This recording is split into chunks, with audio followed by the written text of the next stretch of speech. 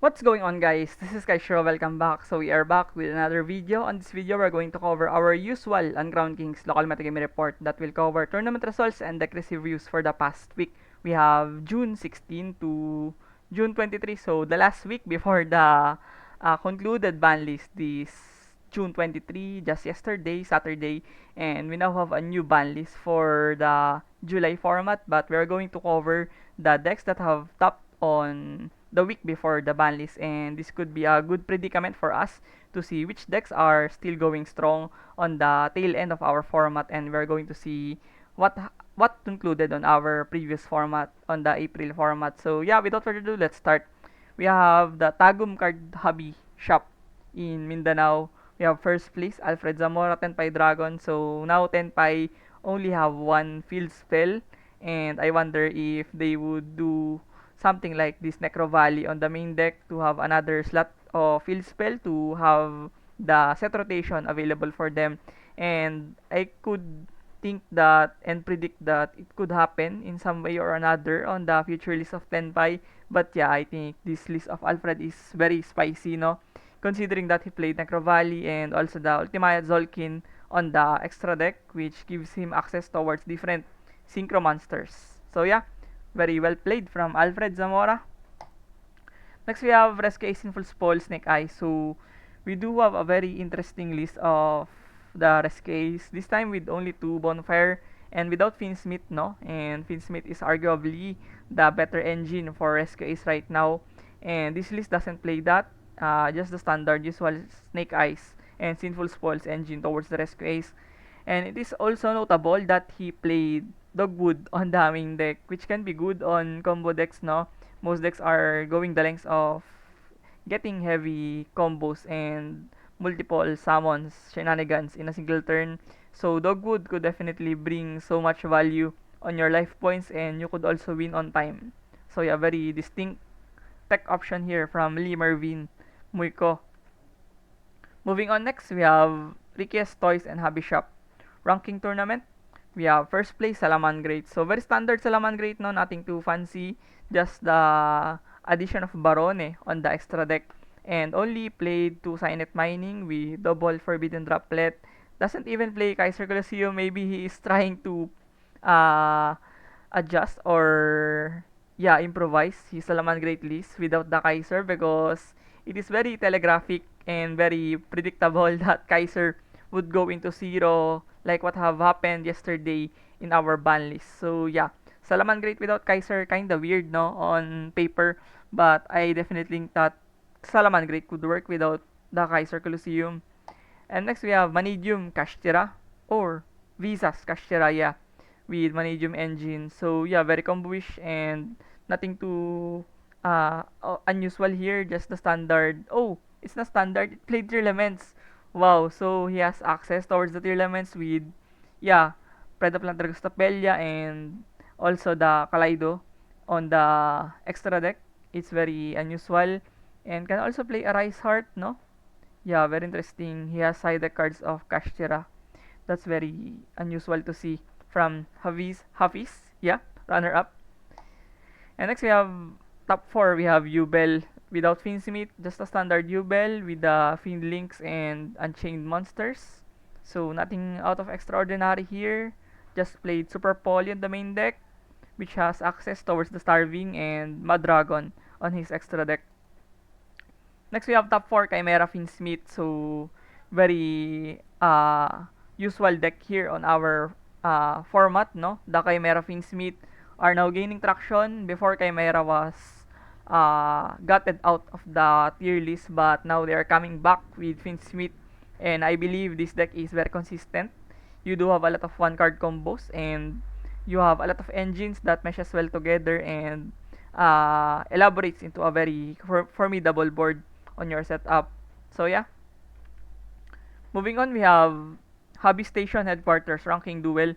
We do have first place Bestial Centurion. Wow, I think this is the previous innovation of Centurion. They are trying to play the Bestial engine, but yeah, it has only one Lobelion, and the Magnamut is only at 1, Baldrake and the Druis Worm is also at 1. So You have limited options towards the Bestial engine, but the good side is you have Bestials, you have hand traps, pseudo hand traps against the Finsmith decks, the Yubel decks, the Voiceless Voice. So the light and dark shenanigans on the graveyard are very prone towards this Bestial engine. And of course, Kaiser Colosseum. Speaking of the devil, we now have Kaiser Gun. And I believe this could hurt the Centurion to some degree. But yeah, we will see on the previous weeks, or rather the following weeks of our new ban list. Next, we have Yubel Finsmith. Yeah, and this time it played the Druid's Worm and Magnamut. The problem with this list is it doesn't play Baldrake. The most notable thing of engines in the Bestial package towards the Yubel are the inclusion of the Baldrake into the main deck. And Baldrake could give you a banish on the graveyard, of course, and also intangible to banish cards using your light and dark shenanigans on your field. So yeah, very unusual to see only Magnamut and Druid's Worm instead of Baldrake on this Yubel. And next we have Earth Good Stuff. Yeah, good stuff. Bunch of combo-ish stuff on the deck with the Koikimiru and the Super Heavy Samurai, Adamantipator, and also Finsmith. So yeah, you could only imagine how explosive this deck can be. Just the standard amount of engines for each archetype and makes the deck very explosive with Black Dragon, of course. Very, very abusive right now in the format. Next, we have Snake Eyes. Standard Snake Eyes Finsmith list played the Majesty of Fiend, no? On the side deck. You can stun your opponent using this card, and notable also that he played Santa Claus. Santa Claus could be good on the format with Yubel and Voiceless Voice. And next we have the following. We have Order of the Duelist in Albai. Shoutouts to our friends in Albai. We do have Champion, decklist from Jomar, Whitewoods with Toy Box Engine. Very standard, no? That's been the norm for Whitewoods recently. They have incorporated the Toy Box Engine. It is very splashable to the deck and can give you so much advantages and resources as well. So yeah, look at these QSCR Whitewoods cards. Very rich looking and yeah, elegant. Next we have Angela James Horus Stun. Yeah, Horus Stun. So played Trade In and other cards to boost the consistency like the Trust and the Desires. And also played Summon Limit at 3. So Summon Limit is now R1. So I wonder how it could affect the Horus moving forward. I think the Summon Limit is one of the best cards or go-to cards of Horus Stun in the OCG for quite some time already, no? So now we do have only one Summon Limit, and I wonder how they could cope with that. Maybe they would just use other Floodgates or other cards that can improve the consistency. I wonder why it's up in the air on the previous on the latter stages of our new format. Next we have another Salamangreat. I couldn't see the deck list pretty much, no. It's very hard to see it on this setup, but yeah, it played evenly matched, and I think Raigeki and Droplet as well. So yeah, he has a bunch of going second cards on his list and with talent as well, no. Next we have Voiceless Voice from Mishal and Voiceless Voice with Perfection and Ben 10. Wow. So this is like a Voiceless Voice with a Drytron approach, no? I think it has Diviner. Yeah, it has Diviner, and yeah, played a bunch of ritual monsters on the main deck. Perfection. It is giving PTSD vibes from the Drytron Only Negate board. So yeah, it's very terrifying to see this once again. And yeah, moving on, we have another Order of the Duelist in Albai tournament. We do have first place Salamangreat, or rather Tenpai. Yeah, I assume that is Salamangreat the moment that I have seen the Raging Phoenix, because Raging Phoenix is not very much played right now on Tenpai side deck, or rather extra deck. They are now only playing with Hita and Promethean, and they have ditched the Zilliantis and Raging Phoenix package. But it could still work. It has also an OTK process, and it could be very strong on such matchups, especially if you're playing around the D barrier. And it played triple multi-chami, if I'm not mistaken. Yeah, multi-chami on the main deck. Imagine resolving Maxi with multi-chami it could give you half of your deck already against combo decks. So yeah, very insane from Stephen. Next we have Ivan Joff, first runner-up, Rescue Ace Finsmith. So I have played against this guy and he's very good on this Snake Eyes Finsmith deck, and I think he have switched into the Rescue Ace as a preventive measure on the ban list, because before he was playing Snake Eyes Finsmith. Now he has Rescue Ace, so yeah, Rescue Ace very strong deck right now, probably one of the two best decks post ban list. Next we have Richard Salaman Great, so it's the same list as earlier. And next we have Vanquishol from Angelo James. So Vanquishol with the time sealing stone. I forgot the name of this floodgate. But yeah, it could work because you're going to do millage of effects on opponent's turn. You have 1, 2, 3 effects only, and you are pretty much going to stun the opponent using this time sealing. I forgot the name of this trap. And yeah, I played Magnamut on the main deck. Very good card right now. And yeah, moving on, we have uh, Secret Base Cafe OCG Akatsuki ranking tournament. We do have first place another Vanquishol, no? So this time with double bestial package on the main deck. We have the Magnamut and Druis Worm, and also played a bunch of hand traps on the main deck with Bell Shifter and only 2 Imperm, kinda unusual to see, and played a bunch of hand traps on the side deck with Nibiru, Droll, and Ghost Ogre. And moving on, we have Finsmith, Yubel, yeah, or without Finsmith. Yeah, it doesn't have Finsmith. Only Yubel. Oh, it has. Yeah, it has Finsmith, but I couldn't see it properly. And yeah, I think this list is pretty optimal and very standard as well. And next we have Tenpai Dragon from Bradley. So this time it plays Nibiru on the main deck, and it is very unusual to see right now because the usual trends for hand trap into Tenpai are the DD Crow and Ghost Bell and other hand traps like Multichami. So Nibiru on main deck is kinda unusual here right now on Tenpai. And next we have Supreme King Melodius, so a very combo-ish deck, no? Bunch of 1-card starters with Dragon Shrine, Foolish Boreal, and yeah, pretty much the list is very sophisticated on comboing off using the patronage of the Melodius engine towards the Supreme King variant. And yeah, it doesn't play Melodius. Yeah, it is only playing the Supreme King and Pendulum Magician standard monsters. Wow, very interesting. It's been a long time since I have seen the Supreme King with only Pen Magi. So yeah, very unusual from Poindexter. And moving on, we do have Yugi King Malaysia. We have a ranking tournament in Malaysia. We do have first place Exodia. Yeah, Exodia Millennium. So this has been gaining traction recently. They are playing Exodia Millennium with floodgates and hand traps. So pretty much a control-oriented version of the deck, no?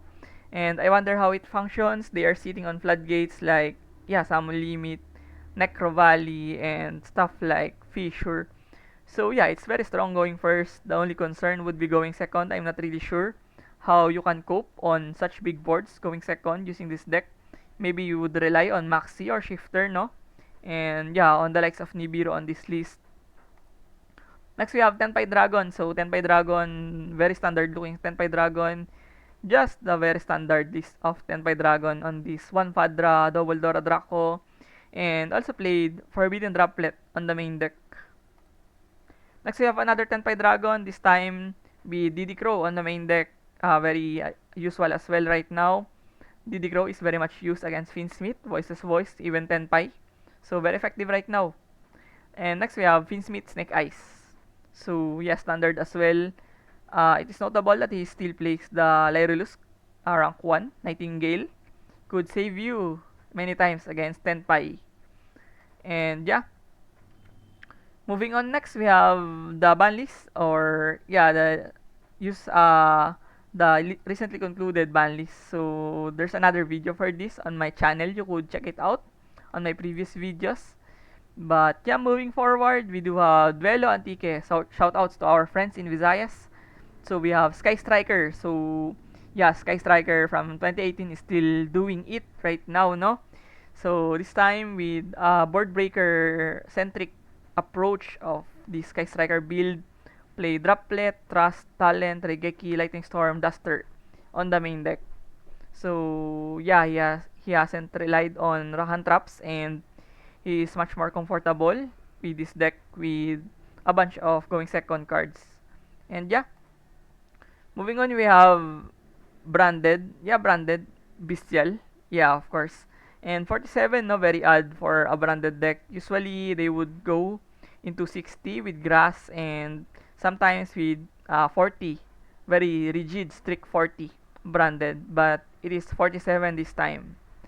And next we have Labyrinth Unchained. So it's already a long time since I have seen this deck top in OCG. And yeah, Labyrinth is now more played with Finsmith.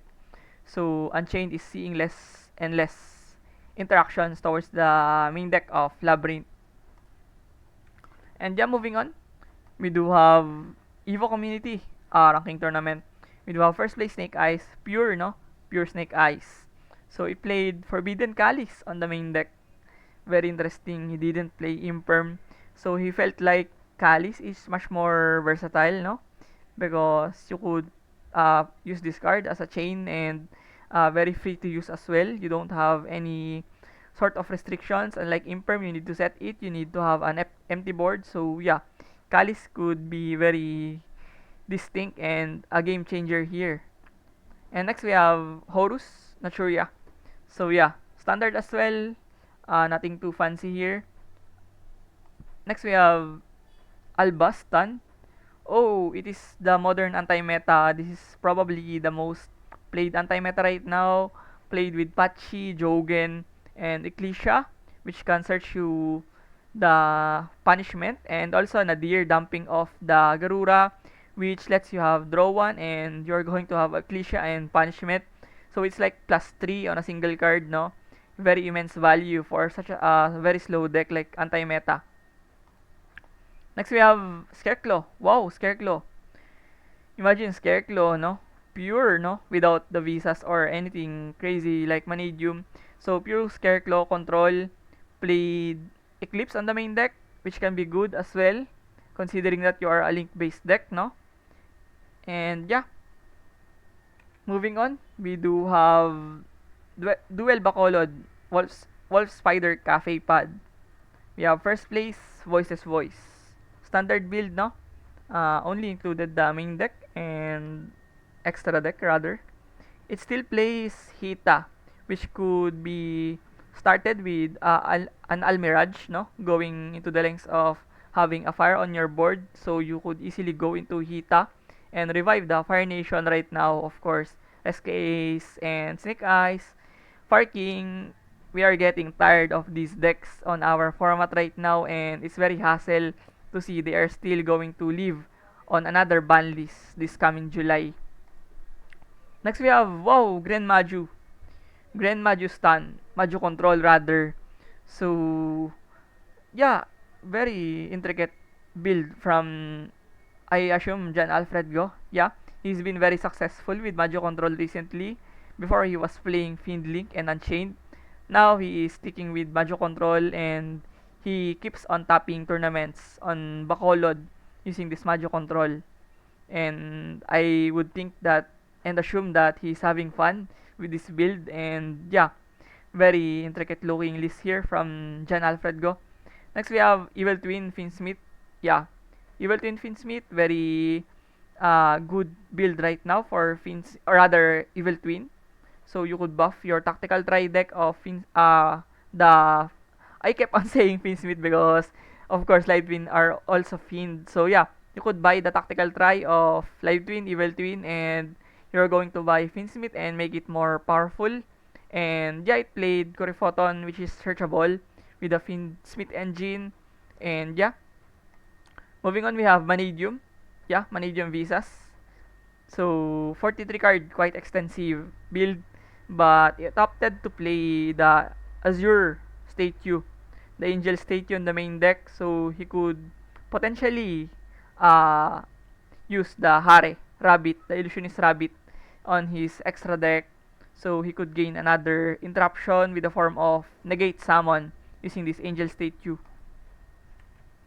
And yeah, moving on, we do have Osiris Dubilis, Yu-Gi-Oh! Community Tournament. We do have Teller Knights, no? Teller Knights, I believe this is the deck that could skip turns. So, very unhealthy kind of deck. But yeah, it could work. It plays Artifact Sight. I wonder how he has functions towards Artifact Sight. Yo, he has Dagda. That's why. So, he's going to utilize the Dagda and use this Sight and skip the turn and yeah, potentially arbitrate and nullify the special summon of his opponent using this Sight. Wow, very spicy here from Danu. And next we have Ubel Finsmith. So standard, nothing too fancy here. 43 card, quite extensive. And next we have, wow, talking about spice, we do have a very spicy one here. Buster Blader, Melodious Finsmith. Yeah, this is it. One of the most spiciest things that I have seen in quite a while.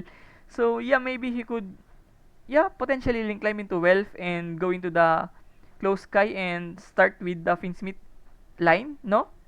I'm not really sure how this works and how it functions perfectly.